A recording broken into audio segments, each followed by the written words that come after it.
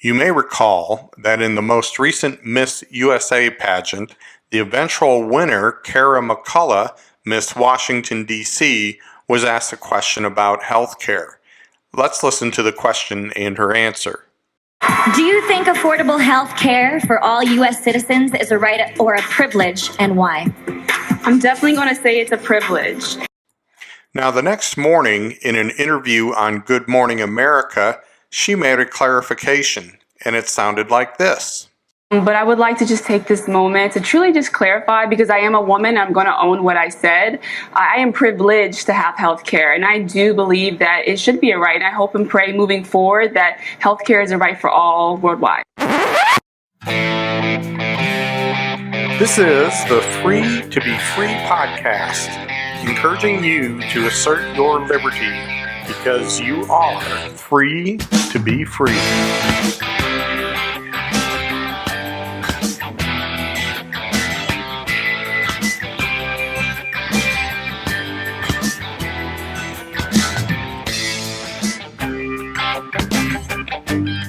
Now, I would like to give the new Miss USA, Kara McCullough, credit for handling that difficult situation with dignity and poise.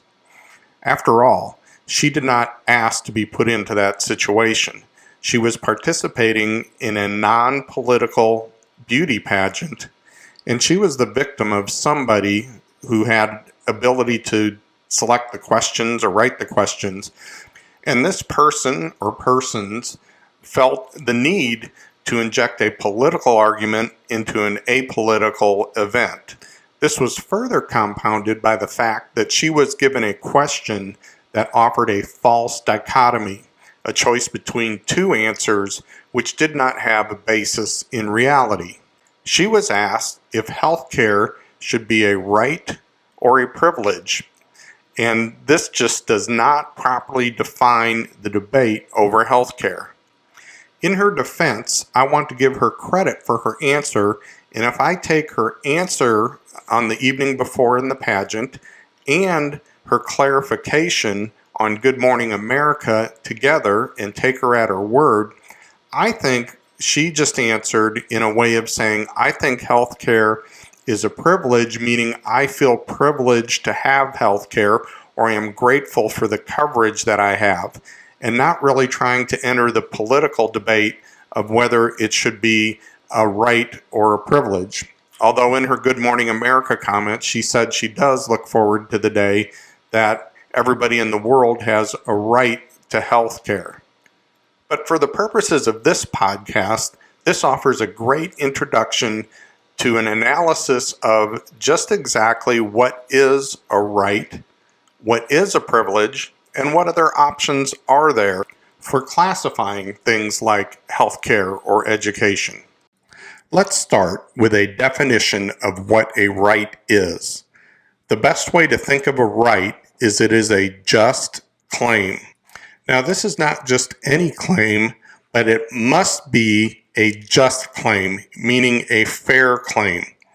Now, how do we determine if a claim is just or fair? To determine this, we must understand that rights do not exist in a vacuum.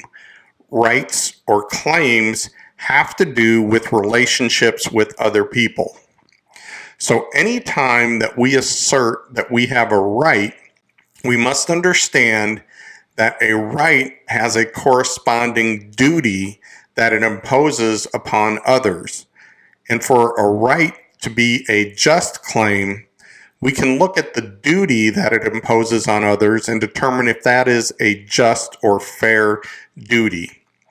So let's take an example that we're probably all familiar with, and it's called the right of way. This probably makes sense.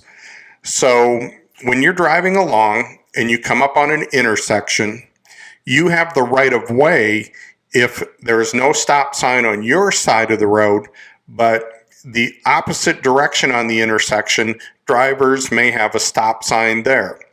So when we say you have a right of way, meaning you don't have to slow down or yield or stop for traffic coming in the other direction, what you're also saying is that any other drivers on the intersecting road have a duty to stop and allow you to pass. And that's what we call a right of way. And it's probably a great example of how a right for you creates a duty for others. And we can extend this to other rights. For example, if I assert that I have a right to life, a right to my life, I am also asserting that every other person in the world has a duty to respect that life, meaning they cannot threaten my life, they cannot try to harm me, they cannot kill me. That is the duty that I am imposing on others.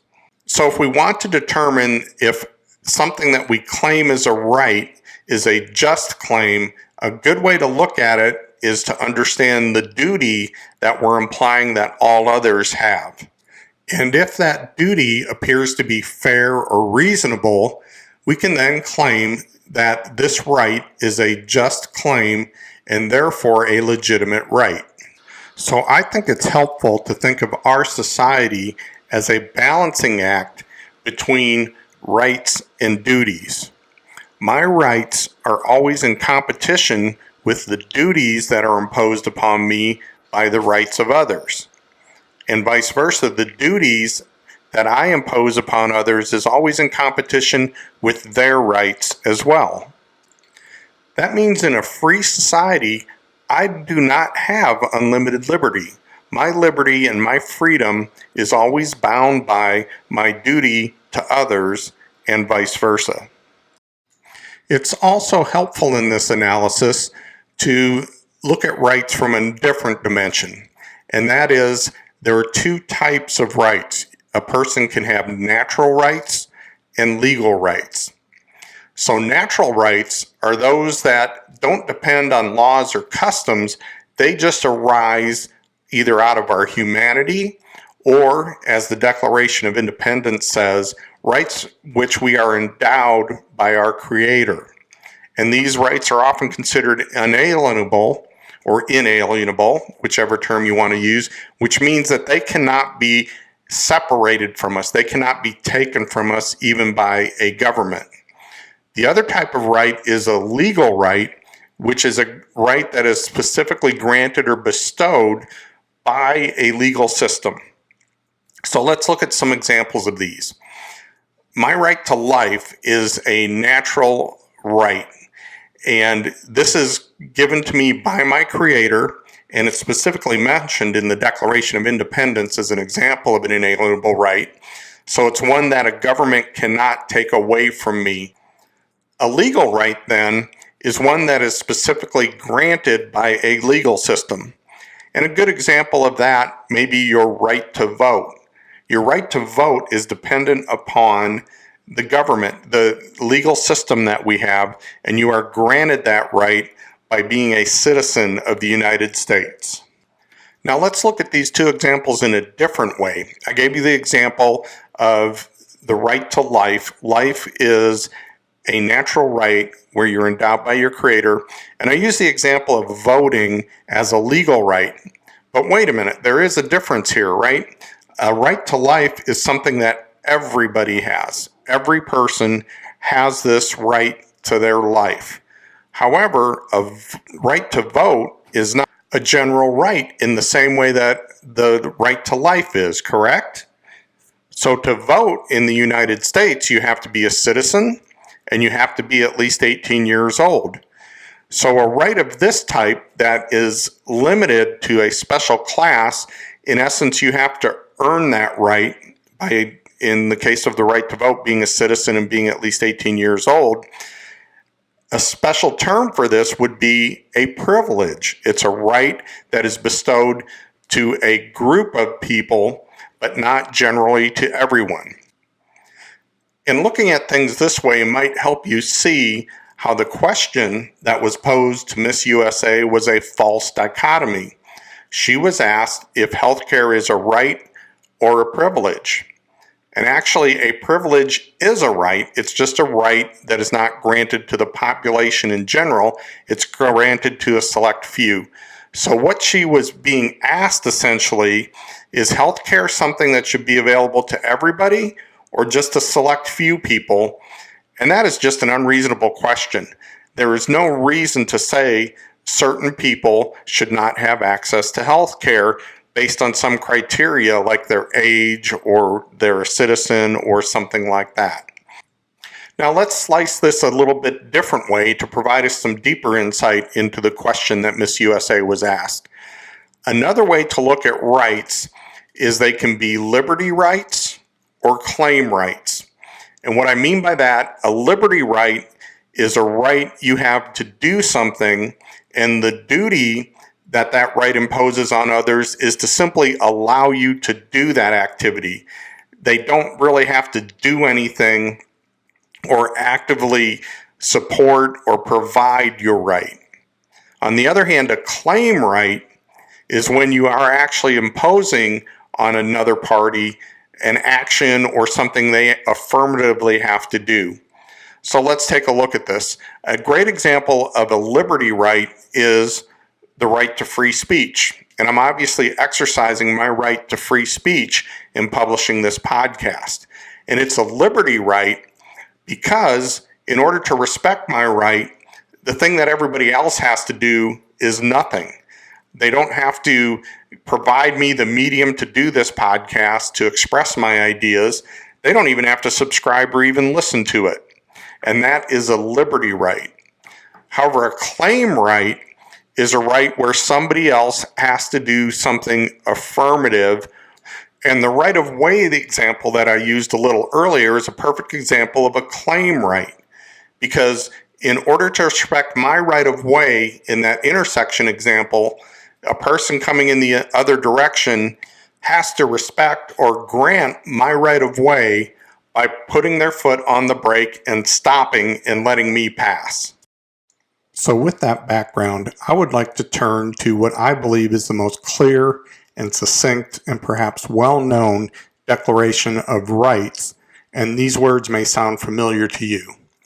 We hold these truths to be self-evident, that all men are created equal, that they are endowed by their Creator with certain unalienable rights, that among these are life, liberty, and the pursuit of happiness, that to secure these rights, governments are instituted among men, deriving their just powers from the consent of the governed. And I'm sure you recognize that as an excerpt from the Declaration of Independence. I'd like to look at this declaration a bit more closely using some of the material we've already covered here. So, when Jefferson writes, "We hold these truths to be self-evident," he is saying that what follows here should be obvious to anyone. He says that all men are created equal, that they are endowed by their Creator with certain unalienable rights. Well, what kind of rights is he talking about here? He is clearly talking about natural rights, those rights that each of us is born with, and these rights are common to all people. It's not a privilege, it's a common right, and it's unalienable. It cannot be separated from the person. These rights cannot be taken away by any person or any government. And he goes on to say, among these are life, liberty, and the pursuit of happiness. And again, these are natural rights which we are all born with. And then he goes on to define the role of government, that to secure these rights, governments are instituted among men, deriving their just powers from the consent of the governed. So Jefferson is declaring that the purpose of government is to secure or protect our natural rights. What is noteworthy here is that the only thing he is talking about are natural rights. There's no discussion here of legal rights, rights which may be provided by the government, as we spoke of earlier, like the right to vote, for example. Now, Jefferson found inspiration for these words in the Virginia Declaration of Rights, which was authored by Colonel George Mason, and I would like to read that as well, and you'll see echoes of the Declaration of Independence here. The Virginia Declaration of Rights, Section 1, that all men are by nature equally free and independent and have certain inherent rights, of which When they enter into a state of society, they cannot, by any compact, deprive or divest their prosperity, namely the enjoyment of life and liberty, with the means of acquiring and possessing property, and pursuing and obtaining happiness and safety. Section 2. That all power is vested in and consequently derived from the people. That magistrates are their trustees and servants, and at all times amenable to them. Now, these concepts found in the Virginia Declaration of Rights and the Declaration of Independence can be traced back to a British political philosopher by the name of John Locke. And in his two treatises on government, published in the late 1600s, he develops these concepts of natural and unalienable rights, the basic rights to life, liberty, and property, and the concept that government derives its power from the people and not the other way around. Now, I know we've covered a lot of material here, so let's try to summarize what we've covered so far. And I've come up with 8 key points. First, our natural rights do not come from the government. They come from our Creator. We enter into government already owning these rights. Our natural rights pre-exist the formation of any government. Second, natural rights include life, liberty, and property. Third, government is instituted to protect or secure our natural rights. That's its main purpose. Number 4, the government derives its power from the people, not the other way around. Number 5, our natural rights are limited by the duty imposed upon us by the natural rights of others in a free society. Remember, we talked about anytime we have a claim to a right, we are also creating a duty upon everyone else to observe that right. Number 6, our natural rights impose the same duty upon the government to respect our rights that it does on everyone else in a free society. Number 7, governments do have the authority to grant legal rights and privileges, and we gave some examples of that. One may be voting. Another good example might be a driver's license. Number 8, the rights and privileges granted by government should not infringe upon our natural rights. Any legal rights which are granted should not infringe upon the natural rights that we already have when we enter into government. So it should be clear, or may I say self-evident, that health care as a right in the form of putting a claim on someone else to provide or pay for your health care is not a natural right. Although I'd have to admit, there do exist legal rights to health care in the form of privileges that our government provides today. 3 examples that I would give of this are Medicare, Medicaid, and VA benefits for health care. I would call each of these legal rights privileges because you have to be over 65 to have a claim on Medicare. You have to be below a certain income to have a claim on Medicaid, and you have to be a veteran to have access to the VA for health care benefits. So a good question would be, does the government infringe upon any of our natural rights in providing services or rights or privileges such as Medicare, Medicaid, and VA medical benefits? Well, let's take VA medical benefits first. I would argue that there is not infringement upon our rights, our natural rights in providing VA benefits. I see that as more an organization providing health care to employees or former employees in the form of retiree benefits, and providing for our common defense is a legitimate and express power of the government. Now, in terms of providing Medicare and Medicaid as a right or a privilege, I would argue that that probably does infringe upon our natural rights. I'm sure you can figure this out if you just look at your paycheck, because you are paying Medicare and Medicaid taxes, and that is an infringement of your right to your property. And the beneficiaries of these rights are not federal employees or former federal employees like a veteran would be, who are the result of a legitimate and express power of the government. Now, at this point, even though I've arrived at these conclusions through what I believe is the logical analysis of rights, our natural rights, and the proper role of government, many would just conclude that I'm cold and heartless and I don't care about seniors who need health care. I don't care about those who may not be able to afford health care on their own, but nothing could be further than the truth. So I want to share with you a quote from Friedrich Bastiat, and he was the author of many works on economics and political economy, a Frenchman, and one of his most influential writings is a short pamphlet called The Law, which was published in 1850. And here is one of my favorite quotes from Bastiat's The Law.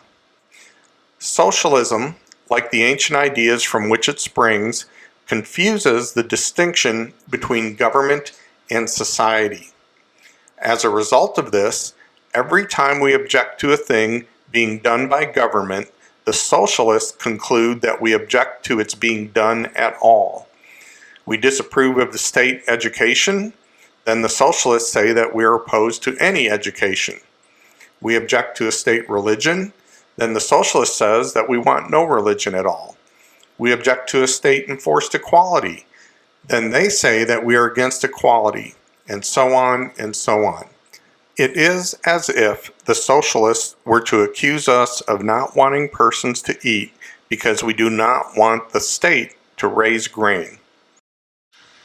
The insight that Bastiat has here is that government is not our only option for providing things like health care and education. He refers to this option as society, and it is simply the free market, the free interaction of individuals. And when people exchange things in the free market, the things they exchange we generally refer to as goods. Now, usually we think of goods as something physical or tangible. Sometimes you hear the term goods and services to refer to the intangibles, but I'm just going to use the word goods. So what Bastiat is saying is just because we come to the conclusion that something should not be provided to people as a legal right through government does not mean we think it should not be provided at all. What it does mean is we think it is maybe superior to provide that thing, that good, through society, through the interaction of the free market, rather than through government. Now, with that conclusion, someone may say, but wait, even the free market does not provide for everyone. Some people are going to be left out because they still won't be able to afford something like health care, and you're just being cold and leaving some people out. Well, I would point out that when something is provided through government as a legal right, like health care, one of the unintended consequences is that it crowds out charity and private giving and other things like that. And those are things that the free market provides as well as goods and services. But to wrap this up, let's get back to the question that was asked of Miss USA. If you recall, she was asked, do you believe healthcare is a right or a privilege? And again, as I said, that is not a fair question. I think a more useful and more enlightened question may have been, do you think healthcare is best provided to people through the government as a legal right or through the free market as a good? Which of those options do you believe will result in the highest quality, lowest cost care easily available to the most people? So I believe that is the fair way to frame the debate that we are currently having over healthcare. I hope you found this enlightening. Now, as usual, I always have homework if you're so inclined. I'm going to post in the show notes a link to the Declaration of Independence, the Virginia Declaration of Rights, and that wonderful pamphlet, The Law by Bastiat.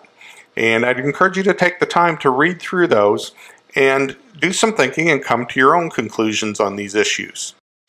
Thanks for listening. I would really appreciate it if you would like and subscribe and share the Free to Be Free podcast.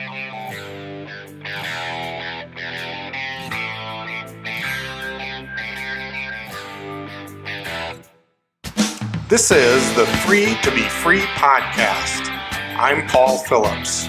The opinions expressed in this podcast are my own. You can learn more about the Convention of States Project at conventionofstates.com. You can also find the Convention of States Project on Facebook, Twitter, and YouTube. The most important thing that you can do at conventionofstates.com is to study and learn the issue for yourself. Then you'll want to sign the petition. This will let your state legislators know that you are ready to assert your liberty through an Article 5 Convention of the States. Until next time, stay free, my friends.